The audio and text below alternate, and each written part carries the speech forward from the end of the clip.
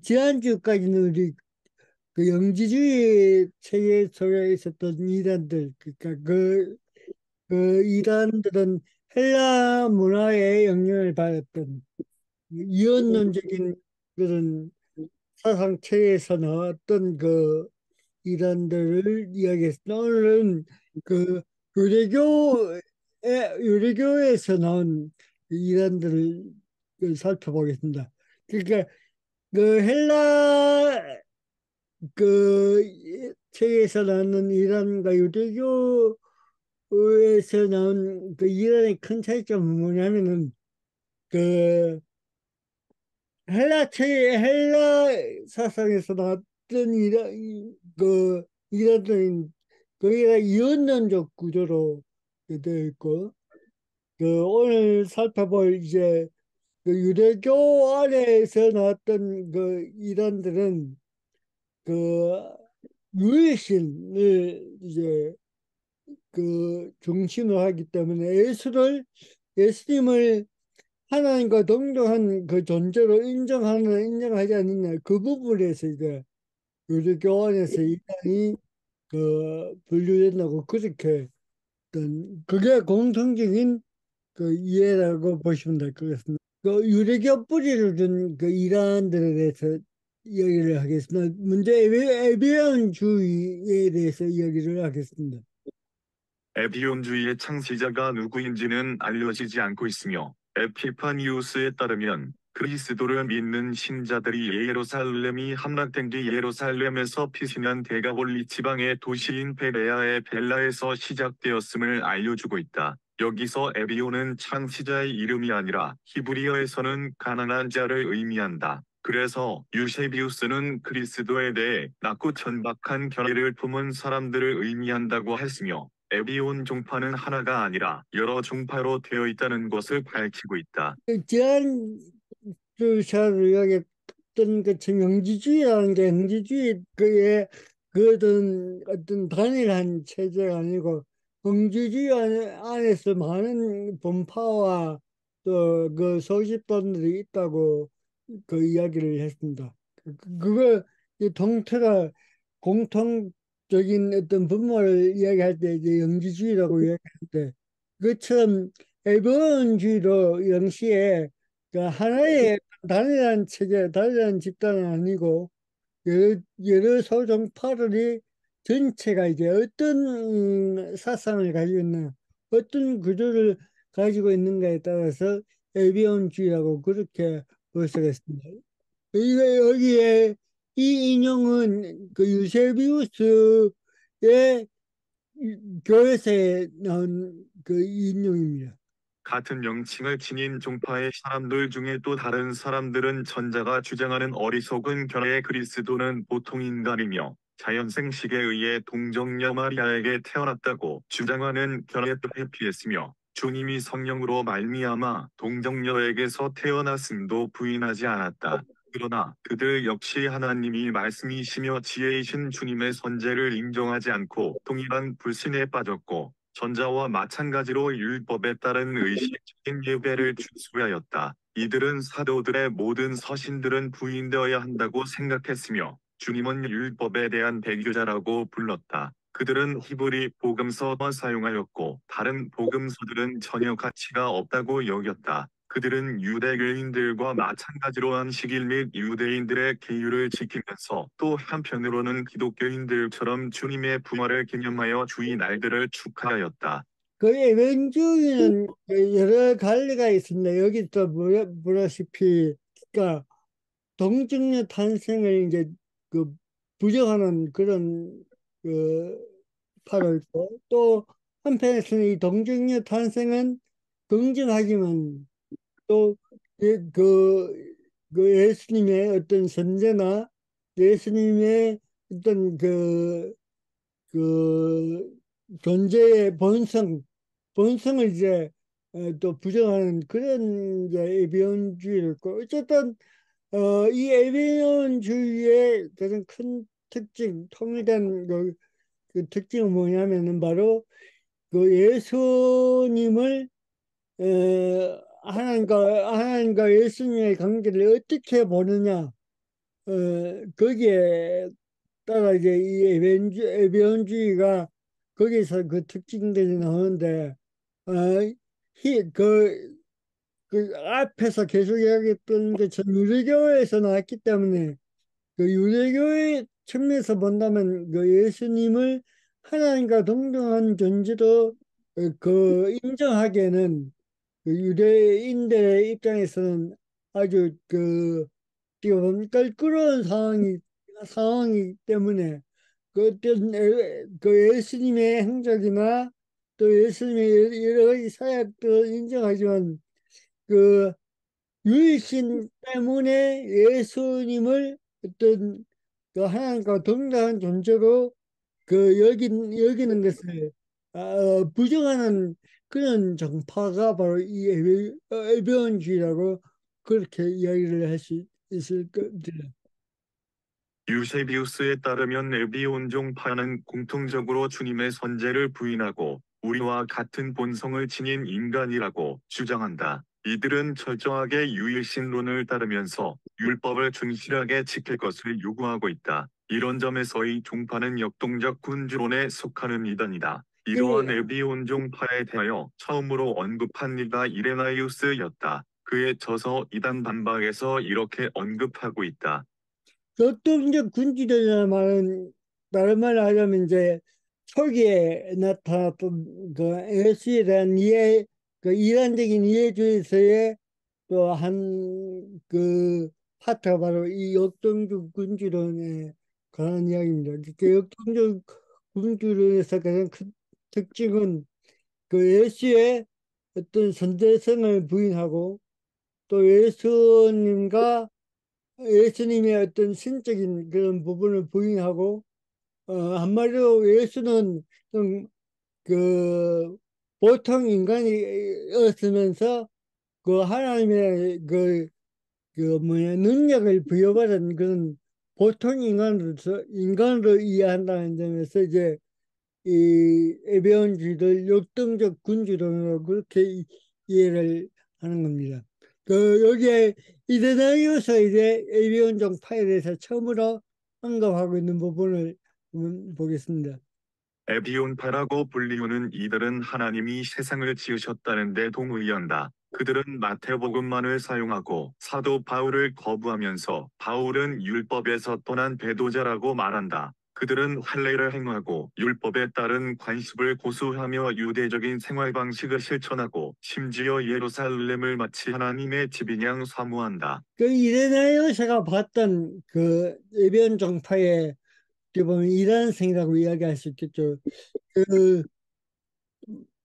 여기에서 우리가 살펴보는 것처럼 볼 수 있는 것처럼 이데나이오스가 이야기하는 이 이야기 속에서 철저하게 이제 이 에베온 정파는 철저하게 유대적인 그런 어떤 그 사상에 에, 빠져 있는 그런 이제 어떤 이란으로 그렇게 이데나이오스는 그렇게 설명하고 있습니다.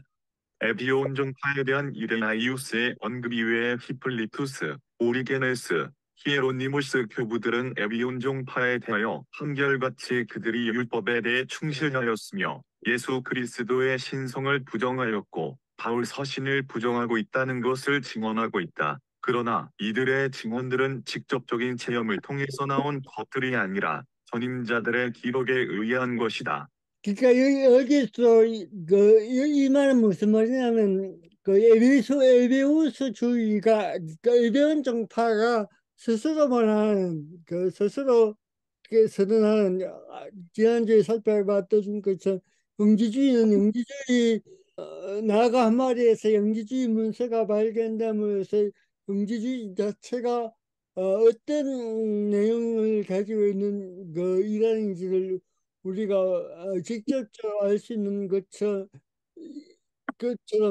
여기서 이제 엘비온정파라는 게 있었는데 엘비온정파가 직접적으로 그들이 선포하고 적응했던 내용들이 있는 게 아니고 이 엘비온정파들에 의해서 교부들이 평가하고 이해했던 그런 증언들만 남아있다는 거죠. 그래서 예배은주의 실체를 여기에서는 우리가 또 발견하기 어렵다 그런 이야기인데, 지난주에 이야기했던 것처럼 그럼에도 불구하고 교부들이 영지주의에 대해서 했던 말들이 정확하게 또 예배 그 영지주의 스스로가 했던 그 말과 어, 보, 그 일맥상통한다는 그 이야기를 했던 것처럼 어, 우리가 예배원주의도 그 예배원주의 자체에 어떤 정언을 없지만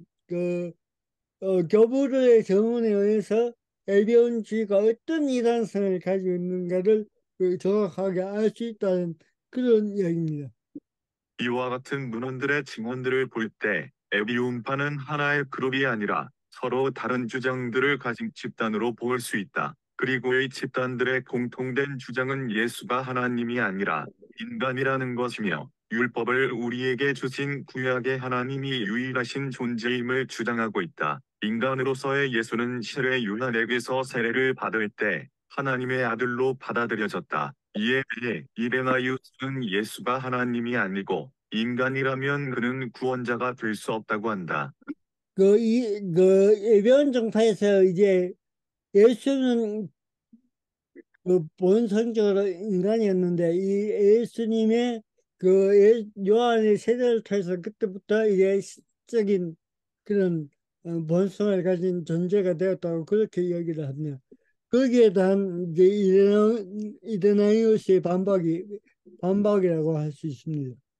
만약 그가 이 땅에서 그들의 구원을 이룬 하나님이 아니라면 그들은 어떻게 구원을 받을 수 있을 것인가? 그리고 만일 하나님이 인간이 되지 않았다면 어떻게 인간이 하나님에게로 나아갈 것인가? 그가 구원의 표징으로 하나님에 의해 놀랍고도 예측할 수 없는 방법으로 주어진 새로운 탄생, 동정녀로부터 탄생을 하지 않았다면, 또 믿음을 통하여 중생을 얻는 것이 아니라면 어떻게 인간이 죽음의 세대로부터 자유로워질 수 있을 것인가? 만약 그들이 세상에서 인간적 출생에 의한 모습대로 머물러 있다면 어떻게 인간이 하나님의 양자가 될 수 있을 것인가?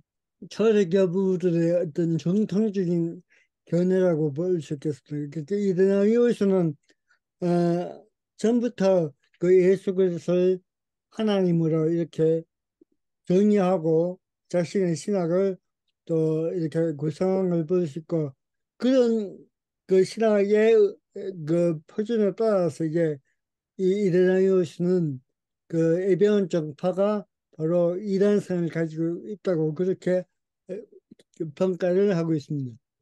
이레나이우스의 이와 같은 주장은 에비온종파의 문제에 대한 정통적인 답변일 뿐만 아니라 그 당시 에비온종파와 유사한 이단들을 판단하는 데 기준이 되었다고도 볼 수 있다. 유대교에 머물러 있던 유대인과 헬라인들이 그리스도교를 수용하면서 타협할 수 없었던 것이 예수를 하나님과 동등한 위격으로 인정하는 것이다. 그러나 이들 가운데 예수의 동정녀 탄생, 부활을 부분적으로 인정하는 집단들도 존재하였다. 다음에 살펴본 나사렛파는 그 이 나사렛파라고 이름을 이 명칭이 그대 그 용도로 사용되고 있습니다. 앞에서도 우리가 나사렛파를 다루었습니다. 그때의 나사렛파는 그 초대교회 당시 그 사도행전에도 이 나사렛파라는 그 명칭이 사용되고 있다고 전번에 말씀을 드렸습니다. 그때의 나사렛파는 뭐냐면은 그런 시에 예루살렘을 중심으로 예수를 그리스도로 고백하고 있었던 초대교회 전체 무리를 또 사용 나사렛파 또 나사렛파 이단이라고 이야기를 그렇게 명칭을 이야기하고 있습니다. 그리고 또 사도행전 후반부에 보시면 그 바울의 그 재판 과정에서도 또 나사렛파 이단이라는 그런 명칭이 사용되는데, 그때 나사렛파 이단이라는 것은 어, 그 당시에 교회 전체를 그 이야기한다고 볼 수가 있겠습니다. 오늘 이 본문에서 이야기하고 있는 것은 그 나사렛파와 또 다른 이란으로서의 나사렛파를 이야기를 하는 겁니다. 에비온 종파와 유사한 성격을 가진 이단들 가운데 하나가 나사렛파인데 이 명칭은 에피파니우스와 히에로니무스의 증언에만 국한되어 나타난다. 그래서 문제는 이 종파가 실제로 존재하였는지에 대한 것이다. 그리고 신약에 언급되어 있는 바와 같이 초대교회에서는 예수님을 따랐던 모든 그리스도인들을 나사렛파 또는 나사렛 이단이라 불렀다. 시간이 흐름에 따라 이 명칭은 예수님을 따랐던 모든 유대인이란 의미로 쓰였고, 이 유대인들 가운데 일부가 이단으로 지칭되었을 수도 있다. 사도행전에 언급된 나사렛 이단이라는 명칭과 에피파니우스가 언급하고 있는 나사렛파 사이에는 시기적으로 약 300년 정도 간격이 있으며, 이 시기들 사이에는 나사렛파 이단을 언급하고 있는 문헌을 찾아볼 수 없다. 그래서 여기서 이야기하거든 그저 나사렛파 이란이 있었는지 없었는지 그 여기에 보시면 에피파니우스는 앞으로 이제 초대교부의 신학할 때 이제 잠시 다룰 인물이지만 그 에피파니우스가 그 당시에 그 초대교회 당시에 여러 가지 정언들과 문헌들을 모으는데 또 그 큰 공헌을 했던 그 인물이 바로 에피파니우스입니다. 그 에피파니우스와 히에로니무스의 정언에 의하면 바로 이 나사파 이란이 있었다는 그런 그 정언이 있다는 거죠. 그래서 그 이 헤이에로니무스와 그 에피파니우스의 정언에는 그 나사파 이란이 있었는지 없었는지는 문헌적으로 이제 증명되지 않는다는 그런 이야기입니다. 그래서 이 이야기는 어떻게 보면 그 에피파니우스와 히에로니무스의 정언에 의해서 이제 이야기하는 그 나사파라는 이란의 성격을 이야기하는 겁니다.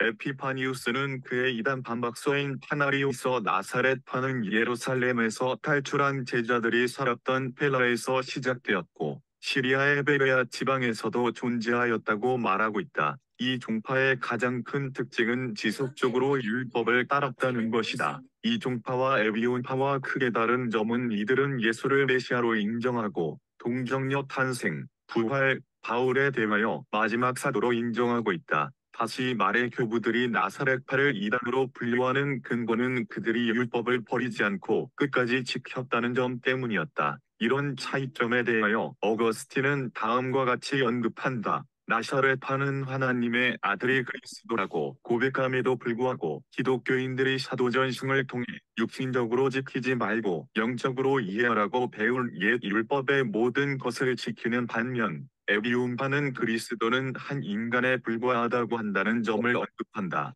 그러니까 어거스틴의 일하는 것들 통해서 우리가 볼 때 이 나사파 그 일하는 이 어거스틴의까지 그 시기까지 분명히 존재했다는 것을 볼 수가 있습니다. 이 유대교에서 나온 그 이단들은 그 크게 이야기한다면은 바로 그 예수님의 신성을 부인하고 또 예수님의 선제성을 부인하는 철저하게 유해신론적이고 철저하게 율법을 따라야겠다는 그런 어떤 점에서 이제 이단으로 분류되고 이단으로 그 교부들에 의해서 이단으로 이렇게 구분되는 것 같습니다. 이 부분 이제 우리가 일단 그 앞에서 배웠던 그 영지주의와 또 거기에 따른 여러 가지 이단들 그리고 오늘 앞에서 배웠던 유대교에서 나온 그 이단들을 그 보면서 그 결론을 이야기를 하려고 하는 겁니다. 초대교회 이단의 특징은 그것이 헬라 문화와 접촉을 통해서 발생한 것이든 유대교 안에서 발전되어 온 것이든 예수의 정체성으로부터 시작되었다. 헬라 문화권에서 자라난 이단들은 이원론적인 구조를 가지고 예수에 대한 이해를 시도하였다. 다시 말해 영의 세계와 물질의 세계를 분리시키고 세계에 대한 참된 진리는 감각을 통해 인식되는 것이 아니라 참된 깨달음을 통한 영적인 인식을 통해서만 가능하다고 주장하였다. 그래서 인간의 육체는 영이 진리를 인식하는 데 장애물로만 여겼다. 이런 이원론적 구조는 당시의 동방의 미르 종교와 결합되어 세계를 이해하는 사유체계로 자리 잡고 있었다. 영지주의 계통의 이단들은 이러한 사유체계를 통해 복음을 이해하고자 한 것이다. 이러한 시도 속에서 물질적 세계를 창조하신 하나님과 예수 그리스도의 복음의 내용들이 조화를 이룰 수 없다는 점에서 그들의 출발점으로 삼았다.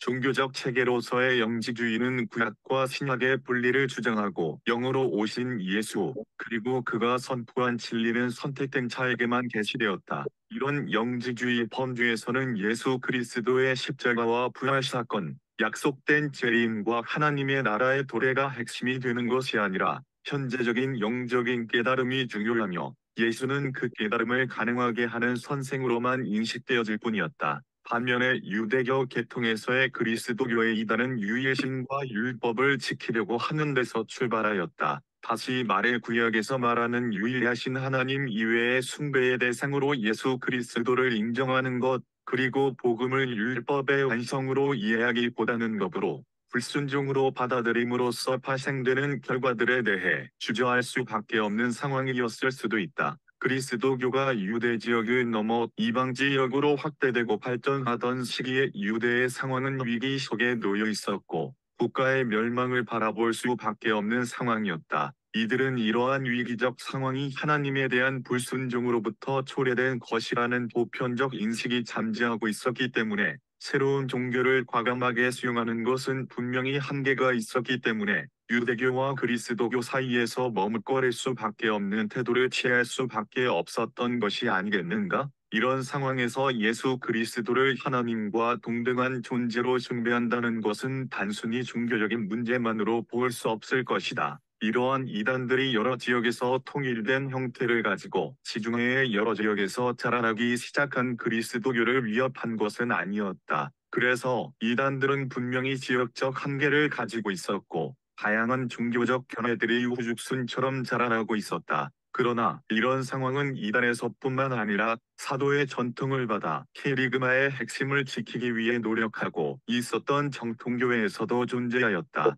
이러한 다양한 상황들 가운데서 교회는 여러 가지의 한계를 극복하고 일치된 신앙 체계를 만들기 위한 노력을 게을리 하지 않았다. 각 지역에 흩어져 있었던 교회는 교회 내부를 안정시키면서 동시에 외부로부터 오는 공격을 방어하고 교회의 일치를 위해 가장 먼저 한 일은 캐리그마의 핵심인 예수 그리스도의 정체성을 확립하고자 하였으며 이러한 노력의 자극제의 역할을 한 것이 이단의 역할로 볼 수 있다. 초대교회의 이러한 모든 작업들은 대부분 문서화되었다는 것이 또 하나의 특징이다. 사도들의 생생한 체험은 구전 형태로 교회에 전달되었지만 그 전달된 증언들은 교회의 여러 경로들을 거쳐 문서 자료들로 확장되어 나갔으며 이 자료들은 교리를 만들고 정경을 만드는데 일조를 하였으며 교회를 박해하던 로마 제국에 대해 역사적으로 공식화된 증서들이 정통교회의 내용을 깊이 있게 만들어 나갔으며 내외부의 공격으로부터 교회를 지속시키는 중요한 도구가 되었다. 이런 시에 그 이란이라는 게그 일어날 수밖에 없던 그 상황들, 특히 이제 그 외부적인 상황은 이제 그 당시에 헬라 문화가 보편적으로 세계를 지배하고 있는 당시 속에서 이제 결국은 복음을 그 예수 그리스도를 어떻게 이해할 것인가의 문제에 직면해서 이제 그 어떻게 보면 그 이원론적 구조에서 어떤 영지주의라는 그런 이론들이 발생할 수밖에 없는 상황이었고 또 한편에서는 그 유대교 상황은 우리가 또 이 역사를 통해서 알고 있는 것처럼 바로 이 시기가 가장 위기의 시기였죠. 뭐냐면은 그 로마 제국에 의해서 그 70년에 예루살렘이 그 멸망하고 또 135년경에 그 반란이 이어지면 반란까지 이어지면서 완전히 이제 그 유대 나라라는 게 완전히 없어지는 그런 위기적 상황 속에서 이제 어떻게 보면 기독교가 그리스도교가 출발한다고 했다고 볼 수 있는데 그 상황 속에서 유대인들이 그 그리스도교를 어떻게 바라볼 것인가의 문제가 바로 이 당시에 또 그 유대교와 기독교 사이에 어떤 결단의 문제로 또 유대인들에게 실존적인 문제로 다가왔지 않았을까?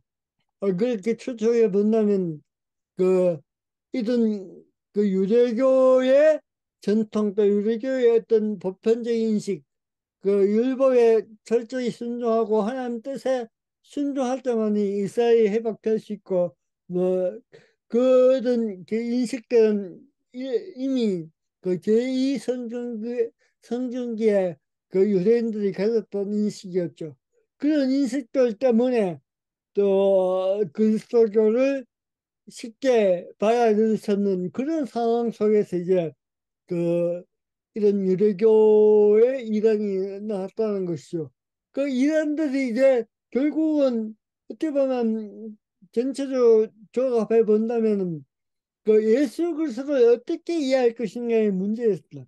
예수 그리스도의 정체성, 예수 그리스도를 누구로 이해하고 또 인정할 것인가의 문제가 바로 어떻게 보면 헬라 문화권 또 구약의 유대교 안에서도 그 문제가 궁극적인 문제였고 그 문제에 대한 그 전통을 벗어난 그 이해들이 바로 이러한 이론들이 만들어내었고 그 이론들이 또한 정통교회 내부에서 이 정통성을 이제 왜곡시키려는 그런 시도들이 많았다는 것이죠. 그런 그 시도를 상황에 그 시도들이 그렇게 많은 그 상황에 불구하고 교부들에 의해서 어떻게 보면 정통의 신앙들이 지켜지고 또 그런 규칙들 그런 교리들이 형성되기 시작하고 또 그러면서 또 하나 이제 우리가 또 긍정적으로 바라볼 수 있는 것은 바로 그런 모든 일들이 그런 모든 과정들이 문서화되고 어떤 역사적인 역사적으로 이제 문헌으로 우리에게 남아있다는 것이죠. 그런 것들이 이제 초대교회가 시작되면서 또 교제의 내용 또는 교제의 내용이라든지 또 신앙의 내용들을 더 풍부하게 할 수 있는 그 자료가 이제 그 초대교회 때부터 차츰차츰 형성되어서 지금까지 왔다는 것이죠. 그래서 제가 이 이단들을 이 역사를 이제 앞에 내용들을 계속 살펴보면서 저는 저한테 이제 거기 뭐랄까 이렇게 들어온 그 조금 중요하게 생각되는 문제가 그게 그 포인트가 뭐냐면 바로 모든 작업들이 그 모든 사건들이 문서화되었다는 것. 그게 기독교의 사사, 그리스도교의 사사, 초대교회부터 지금까지 기독교 역사에서 가장 또 여러 가지 그리스도교의 정통성을 지키는데 또 하나의 힘이 바로 이런 문서 작업들이 아니었는가 그렇게 또 이해를 해볼 수 있다는 것이죠. 그 지금부터 살펴볼 것은 뭐냐면 그렇게 문서화된 그 기독교 문헌들이 어떤 것들이 이 초대교회 교부들 사이에 그 초대교회 교부들이 활동하는 사이에 어떤 문헌들이 그 남아 있는가 또 그 문헌들이 어떻게 또 어떤 역할을 했는가, 를 오늘 살펴보고, 아마 다음 주부터는 이제 우리가 구체적으로 속사도 교부론의 그, 그, 그 시학과 여러 가지 그 의미들을 다음 주부터 구체적으로 우리가 살펴보려고 합니다. 오늘은 그리스도교 초기의 문서를 이 부분을 한번 살펴보려고 합니다. 사도들의 구전으로 만들어진 여러 가지 문서와 교회를 가르치고 변증하기 위해 만들어졌던 문서들은 위에서 언급한 것은 정통 교회뿐만 아니라 이단 종파들 안에서도 존재하고 있다. 이단 종파의 대표적인 문서들은 나그 한마디에서 발견된 영지주의적 성격을 가진 문서들이다. 정통교회의 초기 문서들은 정경에 포함되어 있는 것과 외경으로 구분할 수 있다. 우리는 여기서 성경에서 제외된 초기의 문서들이 어떤 내용으로 채워져 있는지를 먼저 살펴보고자 한다. 왜 이 문서를 살펴봐야 하느냐면, 단순히 이게 문서로만 있었던 것이 아니고 또 교부들이 인용하기도 하고, 또 교부들이 자신들의 생각과 어떤 신학을 형성하는 데 있어서 또 영향력을 발휘했던 그런 또 문헌이었기 때문에 우리가 한번 살펴봐야 된다는 그런 이야기입니다. 2세기 중엽부터 복음서라는 문학 유형이 자리 잡히기 시작하였는데 예수의 지상의 삶, 행위, 가르침을 그 내용으로 하고 있다. 그러나 이런 내용 없이 제목만 복음서라고 불리워지는 경우도 있다. 이런 유형 가진 복음서들 가운데서 정경에 나오는 공관 복음서를 자신들의 의도에 따라 개작한 복음서들도 있는데 대표적으로는 베드로 복음, 나자렛파 복음, 에비온파 복음이 있다. 그리고 이단들이 자신들의 교리들의 정당성을 가지려는 목적으로 편집된 복음서들도 있는데 나그란마디에서 발견된 책들 가운데서 찾아볼 수 있다. 성경의 복음서를 개작한 복음서들 이외에 복음서라고 불리우는 책들은 대부분 성경에서 다루어지지 않고 있는 예수의 삶에 대한 지식욕을 채우기 위해 만들어진 것들이다. 즉 예수의 유년기의 이야기를 다루는 복음서들 유년기 복음, 야고보의 원복음, 가가, 마테오 복음, 토마의 유년설화와 예수님이 고난당하실 때의 사건들을 보완해주는 복음서 빌라도 행전, 니고세모 복음, 바르톨로메 복음, 그리고 예수님이 부활하신 다음에 제자들에게 가르침을 주셨음을 시사하는 복음서들이 있다. 구세주와의 대화, 프리어로기온, 사도들의 편지, 야고보의 편지와 두묵시록, 그러니까 이 부분은 저기 드럽너의 교부학의 그 내용들을 제가 요약하는 부분입니다. 딴, 딴 책들에서는 이 부분에 대한 그 언급이 없었고, 드럽너 가톨릭 쪽에서 그 분도 출판사에서 번역된 그 드럽너의 교부학이라는 책에서 바로 이 부분을 제가 발췌하고 그 내용들을 정리한 부분입니다. 그러니까 복음서 우리 그 정경의 복음서 외에 또 외정으로 또 경전에 속하지 않는 복음서들이 이런 문헌들이 아직도 남아있다는 것이고 그런 문헌들의 그 내용들은 바로 이 복음서 정경 안에는 사복음서가 전해지지 못했던 그러니까 우리가 호기심으로 알려고 했던 그런 부분에 대해서 이, 외경에 있는 복음서들이 그런 부분을 충족시켜주기 위해서 이제 그 익명으로 기록된 복음을 이제 외경 복음서라고 합니다. 여기에 보시면은 그 유능기 복음, 야고보음 복음, 마태복음, 토마의 유년복음이라고 그렇게 또 이름 짓는 것도 있더라고요. 거기에 보면 여기서는 결국은 예수님이 공생이 시작되기 전에 그 예수님이 어떻게 이제 어, 자라났는가, 어린 시절은 어땠는가에 대한 그런 어떤 호기심에 의해서 그런 동화 같은 내용들이 이제 이 복음서 내용의 또 전체를 또 구성하고 있다는 것입니다. 이 복음서들 가운데서 교회사적으로 영향을 끼친 책들이 있다. 2세기 말 이집트에서 쓰여진 야고보의 원복음서는 동방교회에서 널리 이용되었으며 15세기 프랑스에 소개되어 경전으로 취급된 적이 있다. 이 책의 내용은 주로 예수님의 어머니 마리아에 대한 이야기가 소개되고 있다. 그래서 마리아의 경건과 그녀의 동정성을 증명하려는 의도를 가지고 있으며 유대인인 논쟁과 첼수스 반박에 사용되기도 하였다. 나그 하마디에서 발견된 로마복음이 아니라 히에로니무스의 작품의 단편으로 남아있는 도마복음이 존재한다. 오리겐과 유세비우스는 이 책을 영지주의자와 마니교들이 이용하였다고 보고 있다. 이 책의 모든 내용은 예수의 말씀으로 구성되어 있고 이것은 그 자료서를 뒷받침하고 있다.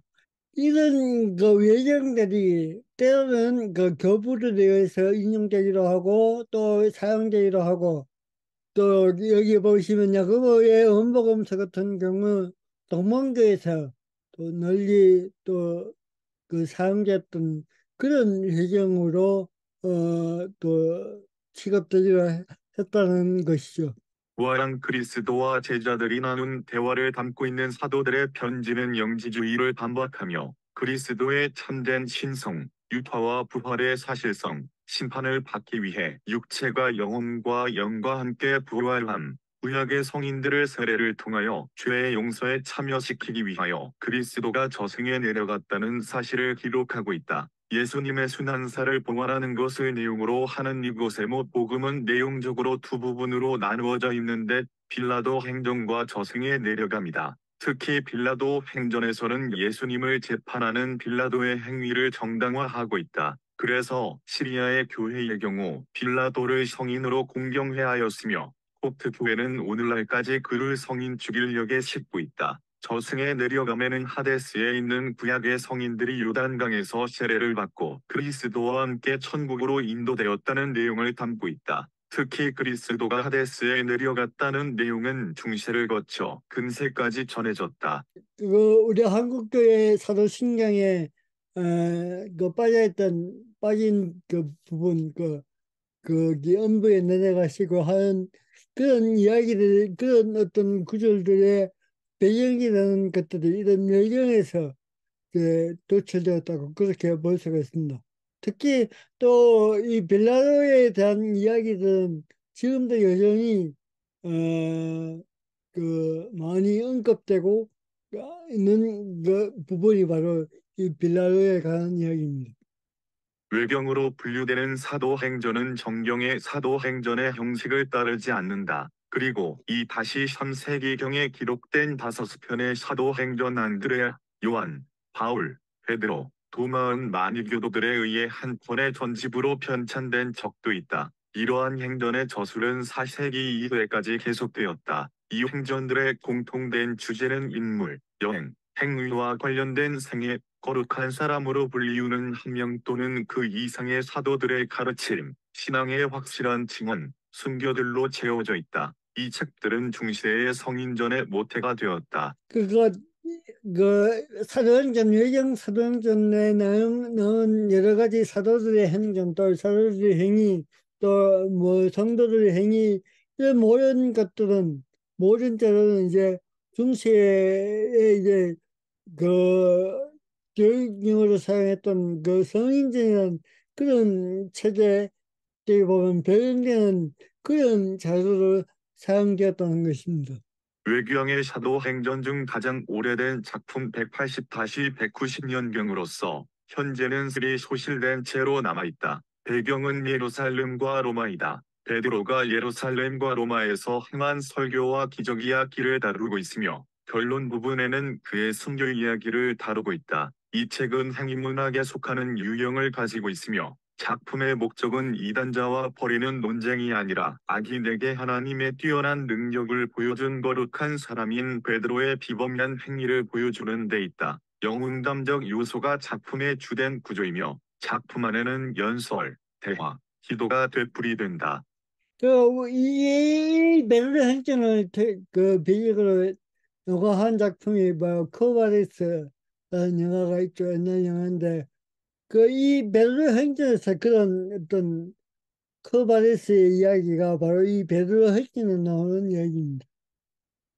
베드로 행전의 영향을 받은 작품으로 추정되며 바울의 많은 여행 기록을 보고하고 있다. 이 행전은 바울로와 테클라 행전, 바울로와 고린도인들과의 서신 교환, 바울의 순교록 등으로 구성되어 있다. 여러 지역을 체류하면서 겪은 내용들을 기록하고 있는데 각 지역에서 겪은 이야기들을 거의 같은 구조 여정의 묘사, 부활과 정결에 관한 설교, 이로 인한 도시의 소동, 기적을 통한 구출, 계속되는 여행로 서술하고 있는 것이 특징이다. 신약의 사도행전에 나오는 바울의 행적과 다른 점은 바울이 자유인으로서 로마로 갔으며 그리스도를 영원한 통치로 선포하였기 때문에 순교당하였다. 그러나 일치된 점도 나타나는데 바울의 여정과 관련된 지명, 그리고 일부 유사한 내용들도 있다. 이 작품의 목적은 공동체를 교화하고 즐거움을 주기 위한 것이다. 작은 몸집의 머리는 벗겨지고 다리는 휘었으며 두 눈썹은 붙어 있어 기품 있는 태도를 보이고 코가 매우 낮은 남자 바울을 묘사하고 있는데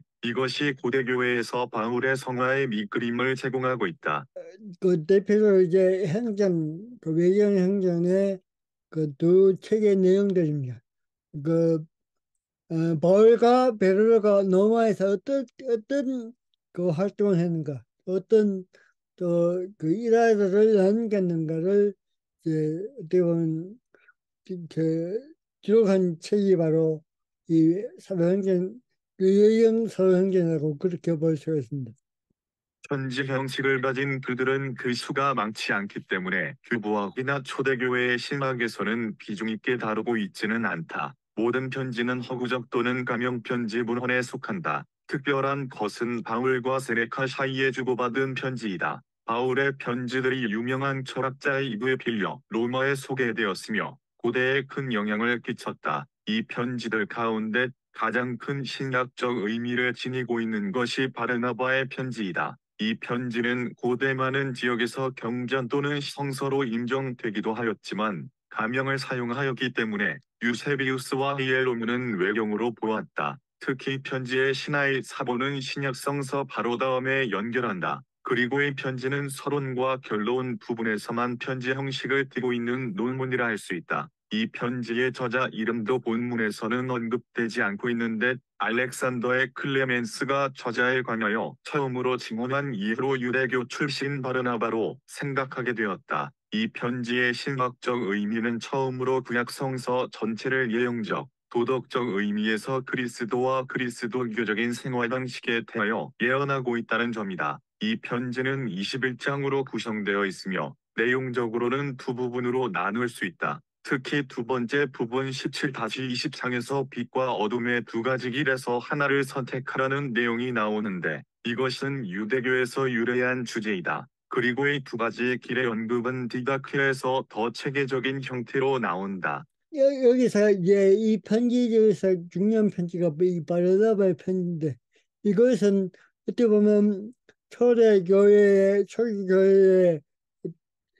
의미 있는 문서로 취급되기로 하는데 이 편지의 그 영향은 바로 이 디다케라는 그 12사도에 가르치는 그 또 문헌에서 또 언급되고 있습니다. 그거는 이제 초대교회 교부를 다루면서 우리가 또 디다케를 다루면서 그 이야기를 다시 한번 하겠습니다.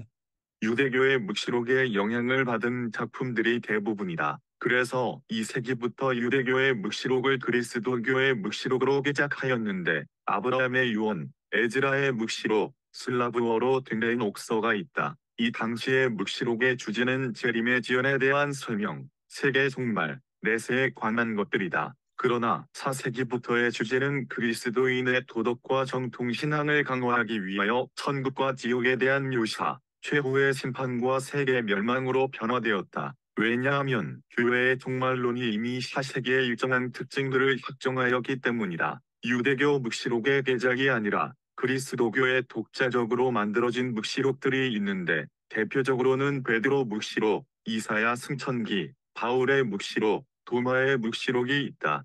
묵시록 중에서 이제 그 두 책의 성격을 이야기하려고 하는데, 그 헤르바스의 목자, 이 부분은 제가, 조금, 오늘 이야기만 끝인 게 아니고, 그, 초대교회, 교부로 다룰 때 다시 한 번 더 이 부분을 언급하려고 합니다.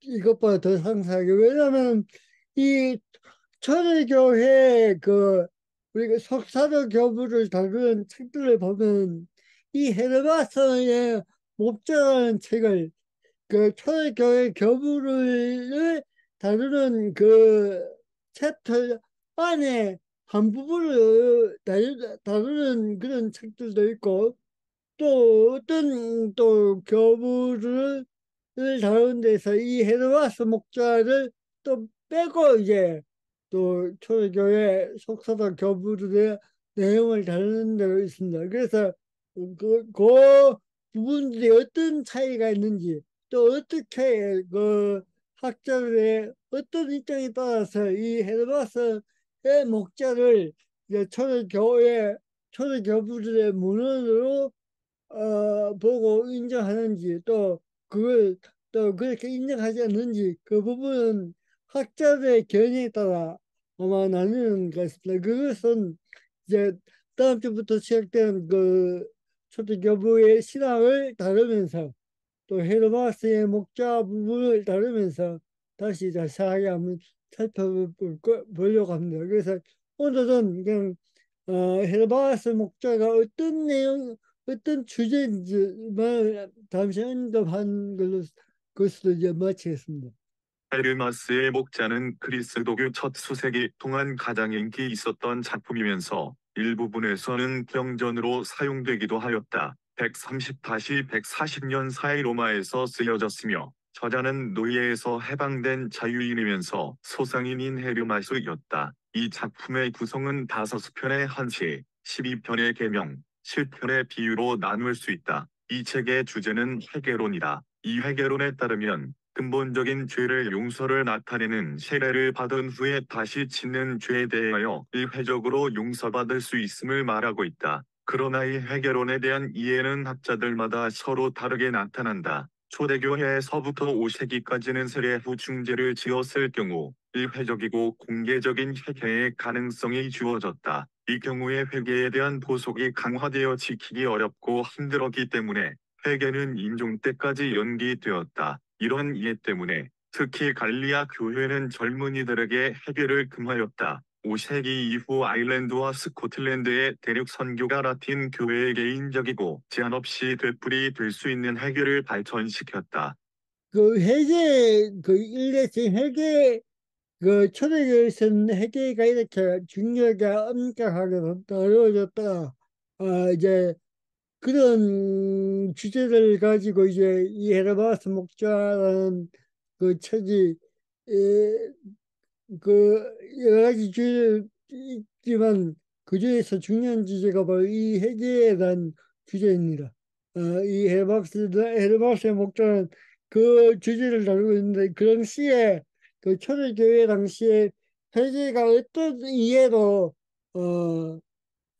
이해를 가지고 회개가 이루어졌는가, 에 대한 그 시각적인 어떤 그 의미를 담고 있는 책이 바로 이 책입니다. 그래서 이거 앞에서 말씀드렸듯이 이제 교부들의 어떤 전통 교부들의 문화 속에서도 이 헤르마스의 목자라는 책이 다루어지기도 하고 어떤 또 교부들의 책에는 이 헤르마스 목자를 또 언급하지 않고는 그런 책도 있기 때문에 여러 가지 학자들의 견해에 따라서 그것들이 나누어지는 것 같습니다. 그래서 그것은 이제 이 초대교회 교부들의 신앙을 다루면서 다시 한 번 더 언급되어야 되겠습니다.